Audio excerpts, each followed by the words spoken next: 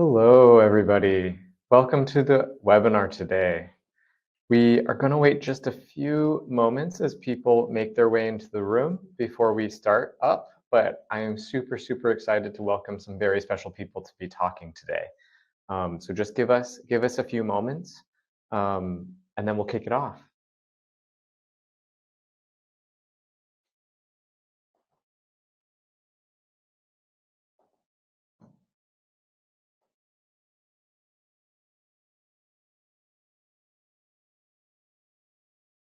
Okay, I think we are starting to reach a critical mass, so I'm going to dive in. So I am Taylor. Do product marketing here at Normative, based in Copenhagen. I am really thrilled to get to introduce you to the webinar today. We are doing a founder's announcement. I heard someone smart say a few weeks ago that decarbonization is a team sport. We are all in this together. There is a lot of work to be done. And it's really exciting to get to tell the story of some of these big ideas that are actually going to have a big change for the world and put us on the track to net zero.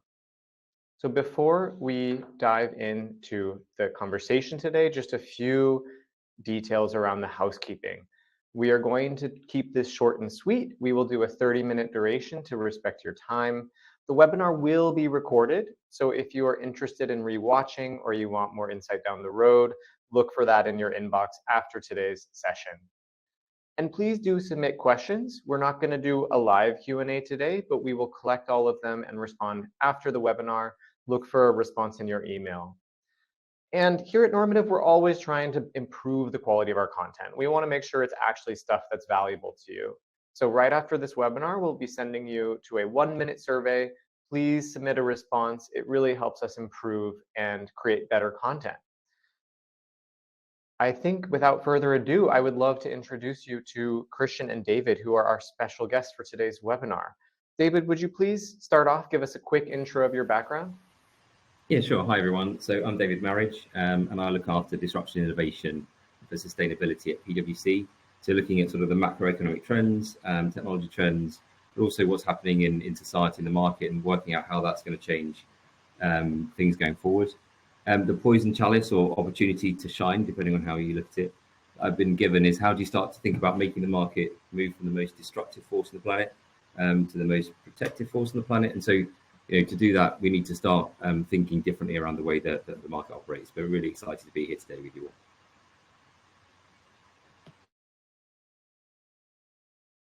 And Kristian, would you please give us your intro? All right. So I'm the CEO and co-founder of Normative, and very much like David, I've been on a, I don't know if you could call it quest for the past 10 years in running and building Normative to try to reduce and track the sustainability impact of all economic activities on the planet. And what we're going to discuss today is related to that. So I'm excited about the conversation. Wonderful. Thank you both so much. Before we dive into the really fun stuff, I'm going to do a very quick introduction to Normative. At Normative, our vision is to make known and reduce the sustainability impact of all economic activities on the planet. And we do that by working from our past, but really looking forward to the future. So we were founded in Stockholm in 2014. Sustainability is really core to our practice. We're now 180 teammates. We have offices in Stockholm, Copenhagen, and London, and we are growing. It's an exciting time. We also really use science as the foundation for everything. Science is the thing that inspires our partnerships, inspires the product, and it leads to the collaborations that we have with organizations like the SME Climate Hub and Bankers for Net Zero.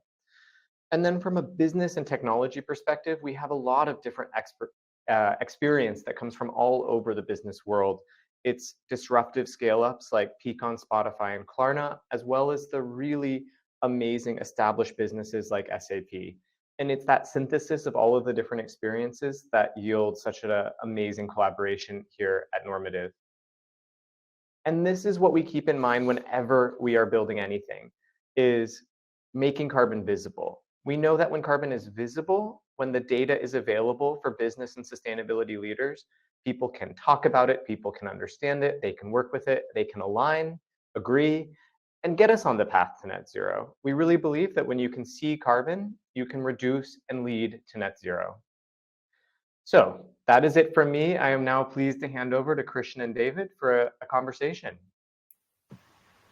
All right, and maybe I can start. So we met, I think, a bit more than a year ago, or just about exactly a year ago, David, at last year's COP. And I actually heard about you from a couple of common friends that you need to speak to David. And I kept hearing that from my network, but I never took the time. And then we met like randomly at one of these events, and I don't know how long we talked, but it was very, very cool to see, because we sort of had the same ideas for the world, that in order to achieve the climate targets, we really need two things. I mean, firstly, we need that network of interconnected ledgers that assures accurate value chain-based accounting. But secondly, we need that mechanism to drive demand signals. So we are actually incentivizing a reduction. So we're launching what we call the carbon network now at Normative, and you've worked with similar ideas both within PwC and Rewired Earth. So, I mean, tell me, how did you first sort of get this idea that what we need is a network of interconnected ledgers, and why do you think that is so important, David? Well, I suppose, if you think about what you want as an individual, actually, knowing what I care about is one thing, but being able to act on that is another thing. And so, when I'm buying my phone, for example, I really want to know a couple of things. I want to know the carbon footprint and the climate, biodiversity impact of my phone. I want to know, was the cobalt mined by a small child who died the next day, or mined by an adult whose child's in school, who's got access to the right health and safety equipment, is paid a fair wage. Now, I don't know that at the moment when I'm buying my phone, but actually, when you think about knowing that, we need to join up a set of data. We need to sort of look through the supply chains. We need to know the impact at each level of those supply chains. And if we were able to ignore companies and countries and just sort of know the impact, that would be really easy. But actually, this data resides in pockets across the market. And when you think about what we've already got, which is the finance system, it sort of works. As in, all of the costs, all of the profits that go on, all of the members of the supply chain at every level of the supply chain are captured at one number, the price at each level. That price, when you bring that together with revenues, you can create financial statements. Those can be audited and insured, and because you've got standards to do that against, it's reliable and comparable, and then it can be shared with the market on a given day, and everyone has democratic access to it. As you know, at the moment, none of those things are true for sustainability. So actually, how do we start to get the equivalent of a price, but for impact? And actually, to do that, we need transparency, we need consistent approaches, and we need a network of interconnected, let's call them ledgers for the sake of argument, but essentially joined up data sets that talk to each other in a consistent way and proportionally pass through, whether that's price or impact, to a point where me as a consumer, investor, citizen, employee, I know the impact I'm having with the behavior I have. And so I suppose that's how I thought about that. And when we had our first conversation, I think that's where there was a significant amount of overlap. So I suppose from my perspective, it'd be good to hear your version of the same story. I mean, how did you come to that? I think for me, it was quite a similar story. I mean, the financial system and the entire system of the world economy is somewhat broken. So, I mean, we have externalities that are not reflected in the price. And the most important externality that we face today is carbon emissions. So, I mean, unlike sort of a standard supply chain and value chain, like when I add a production step in the process of a product, for instance, I add some sort of value and someone pays for that value. So it sort of trickles downstream, and that value is added to the price, to the end consumer. But for each of those steps, externalities are created as well. Externalities that create real risk and has real consequences that leads to hurricanes and desertification and famines and all host of nasty things. So in order for us to actually achieve our climate targets, we need to be able to track that all the way, upstream in order to have an impact. So was this sort of entire idea when I started Normative almost a decade ago, and I'm just incredibly excited that we're at that point now where this is truly happening. And I think one other point that you have had that I think is quite important is that idea of when you have this network, you can also send demand signals to the network. So do you want to talk a little bit more about that, David? Yeah, no, absolutely. So I think, one of the key things that the market operates on is demand and supply, essentially matching those two things. So currently, if you think about the historic ask, if you like, of the markets, you have, us going to the market as an investor saying, we want high quality product, high return, low risk, and as a consumer, we want high quality product, low price. But increasingly, we're seeing the market say, well, still want high quality product, low price, but want to save the planet and society when we're making those purchase decisions. And as an investor, still want high return, low risk, and want to save planet and society when we're making investment decisions. But, that ask is really nebulous. So in terms of, the different asset managers, the banks, the governments, us as individuals, we've got no way of actually creating a coherent set of asks around that. And because of that, what we end up doing is, we talk about ESG and, the asset managers go to the market saying, can we do a bit of ESG? And the market goes, yeah, we can do ESG. But what we mean by ESG is everybody's guess, basically, or anyone's guess. So actually creating a standard of, a demand signal where we can really codify what people care about matters. So let's say there's 50 trillion of assets according to Bloomberg with some sort of ESG mandate.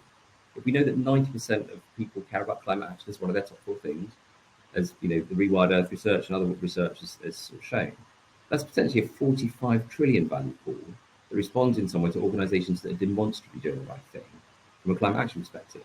But that needs to be not just at one level, but through the supply chain. It needs to be consistently applied. It needs to have a level of assurance. It can't be made up numbers like the GHG protocol, but you know what I mean. And you need to be able to create a reliable set of comparable data at each level as you build up through.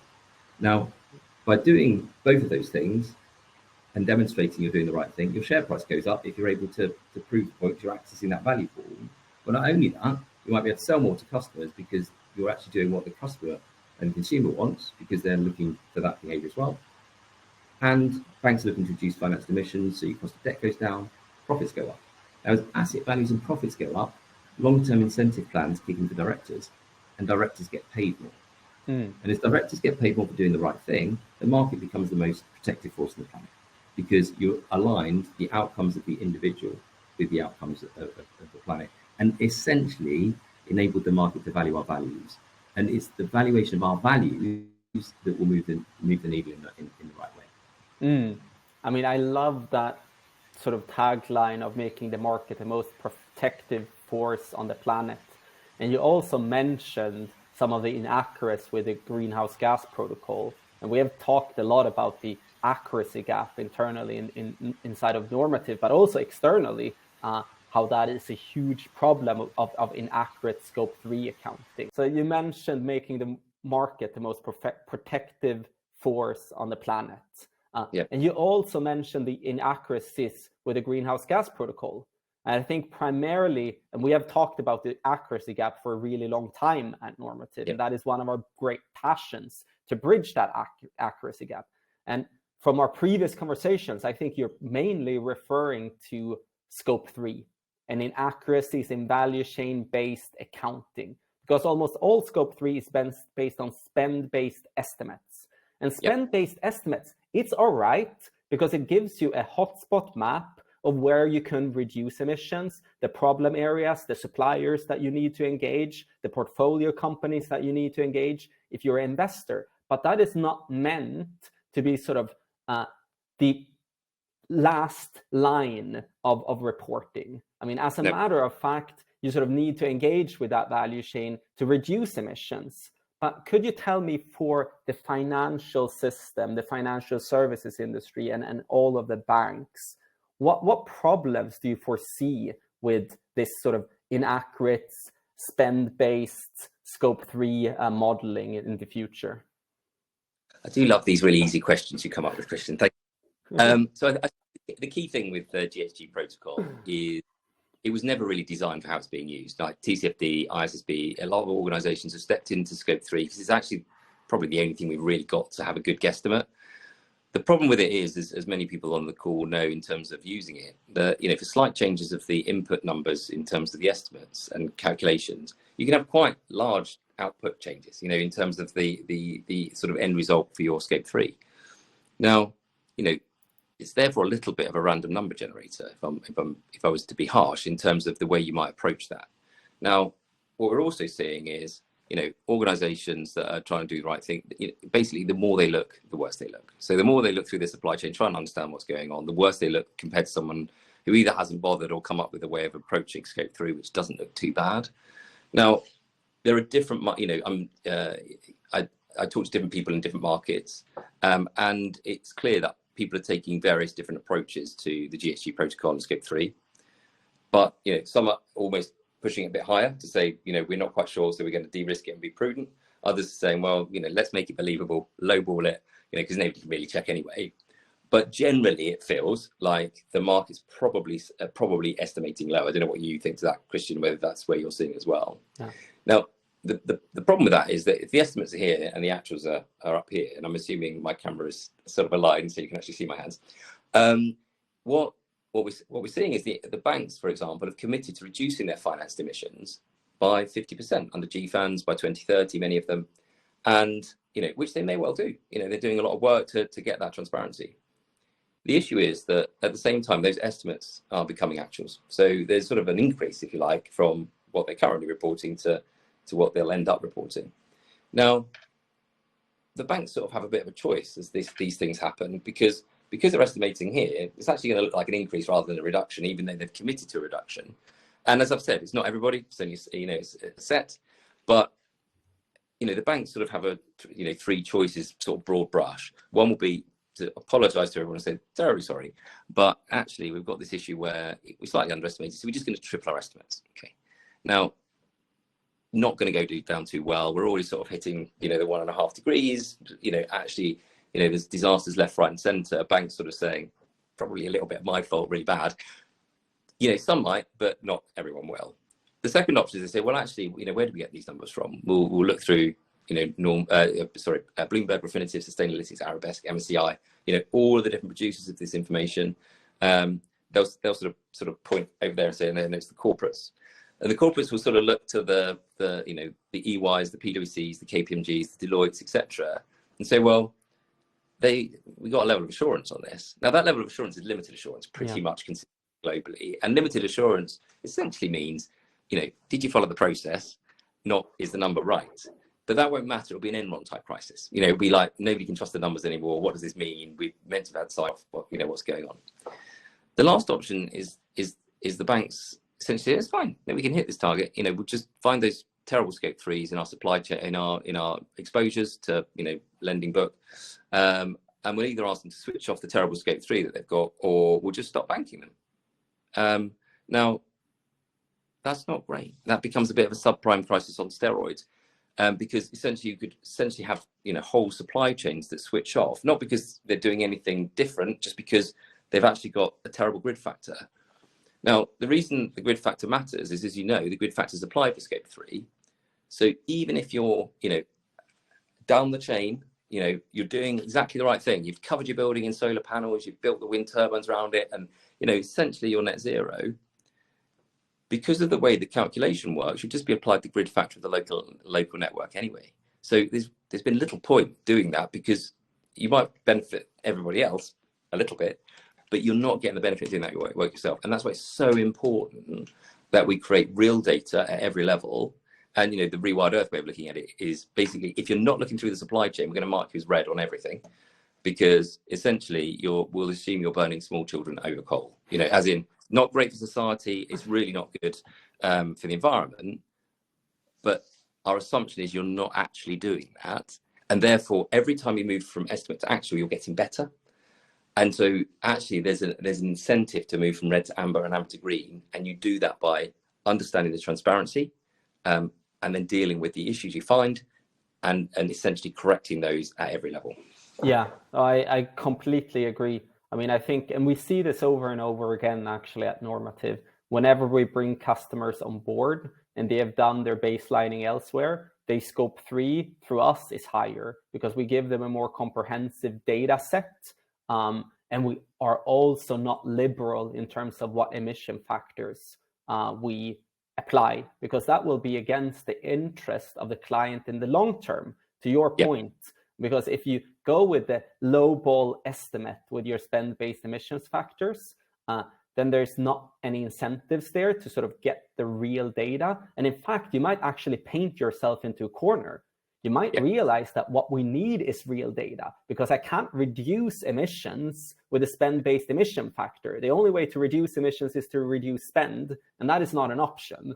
So the only way to sort of reduce emissions is actually to get actuals from the suppliers, to have a conversation with them, or if you're a bank, get actuals from your portfolio companies. But you've sort of painted yourself into this corner by using like low-ball spend-based emission factors that you have a really hard time getting out of. And I think to your point, that can end very badly, I think, in the world.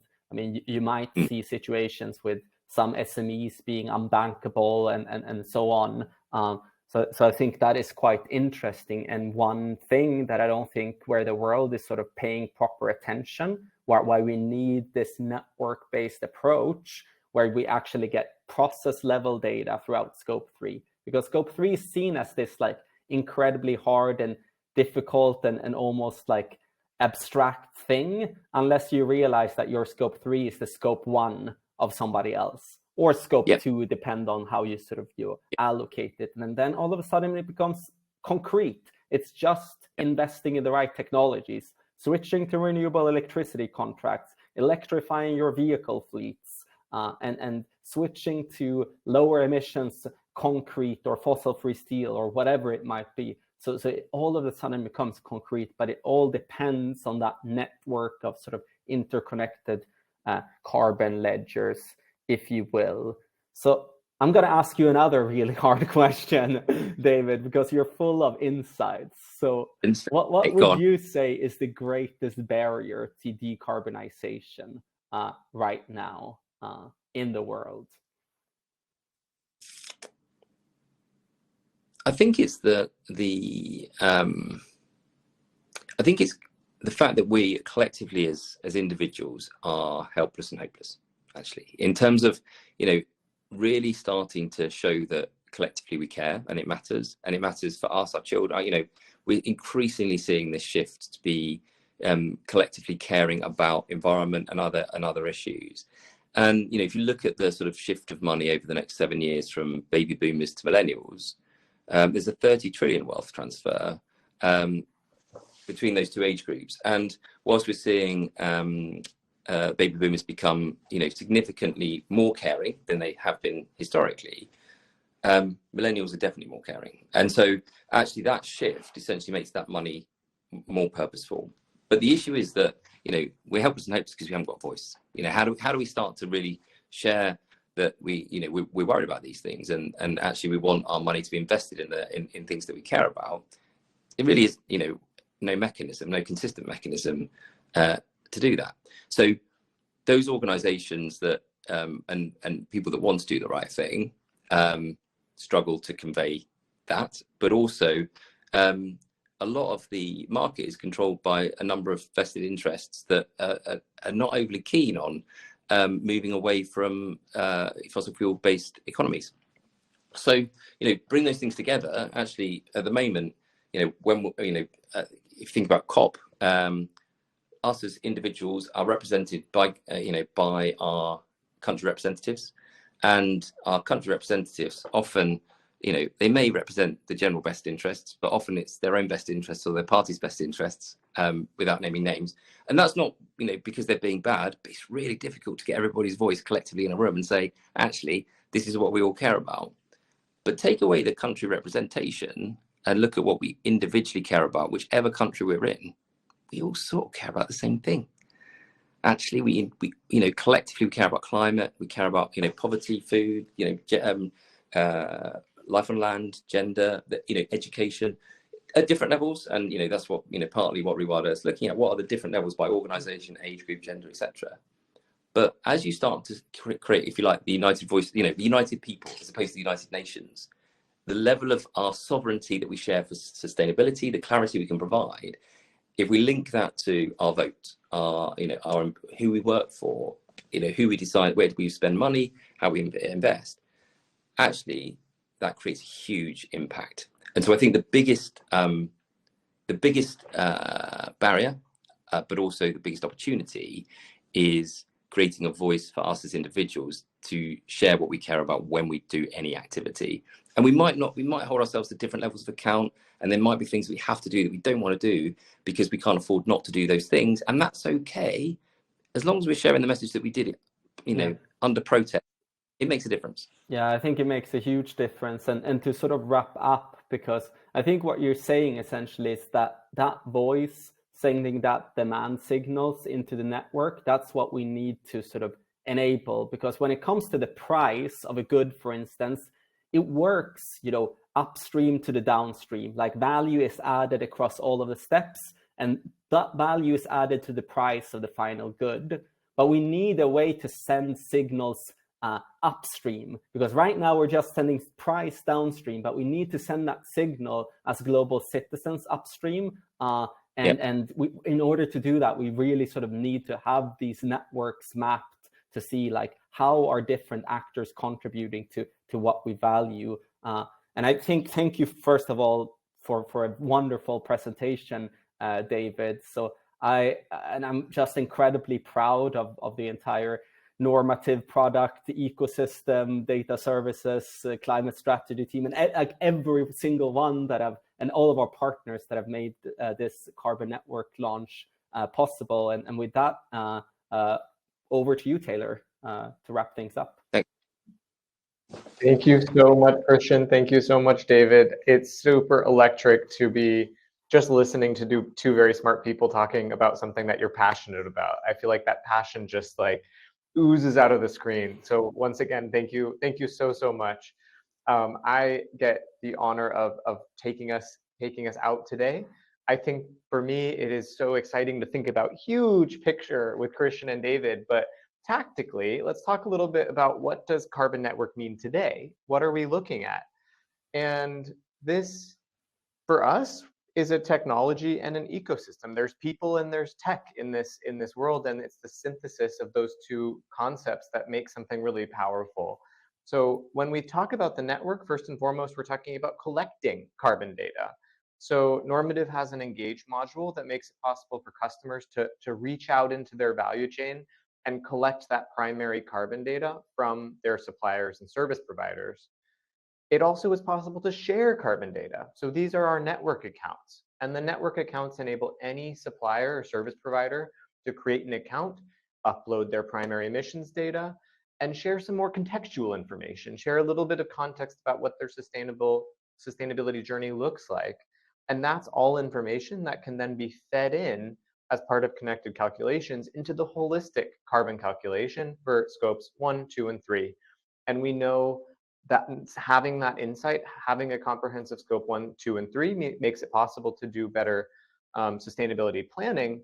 But then using APIs, using connectors to bring those carbon insights from Normative into your other platforms, use them in other reporting, makes it possible to have really integrated carbon decision making alongside your standard business decision making.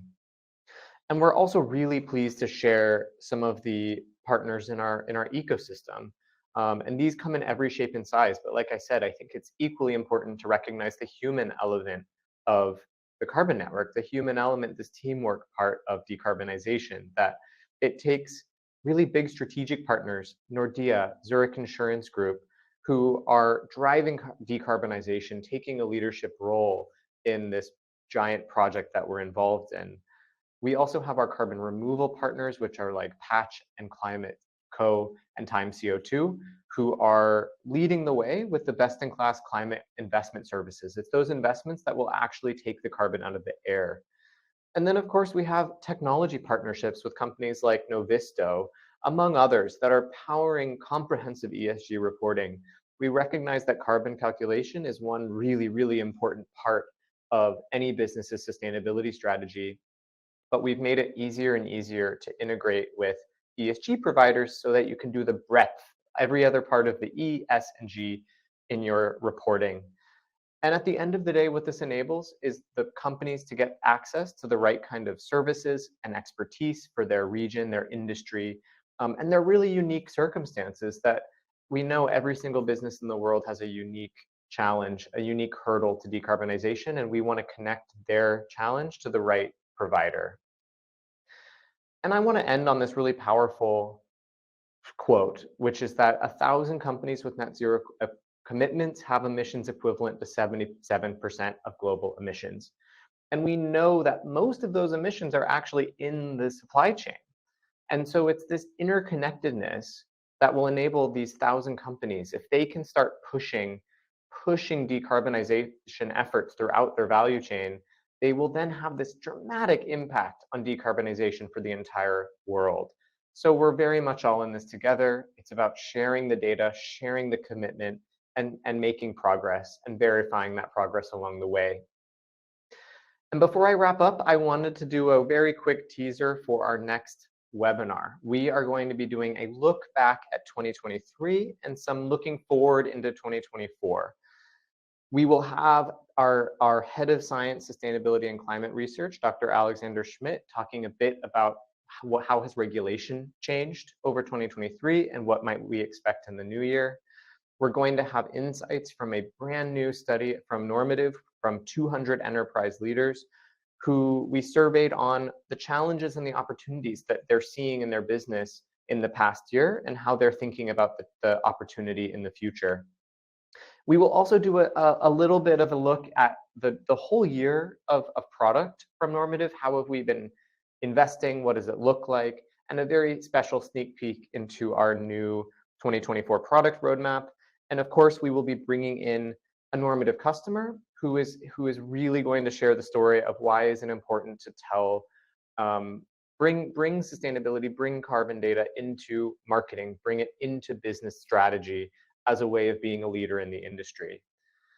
And before we wrap up, just on my last slide, as always, thank you so much for joining. If you are interested in learning more about Normative, if you're interested in getting a peek, a walkthrough of how the Carbon Network works, please reach out to schedule a demo with one of our Normative climate specialists. There is a CTA on your screen. You can click that straight away. And to wrap up, thank you again. I look forward to seeing you at our next Normative webinar. And as I said at the beginning, you will be transferred after this into a survey. Please take a second to fill out that survey. Help us get better at our work. And if you asked a question, we will get back to you via email. Thank you all so much. That is it from me today. Thank you, Kristian and David. Thanks a lot, Taylor.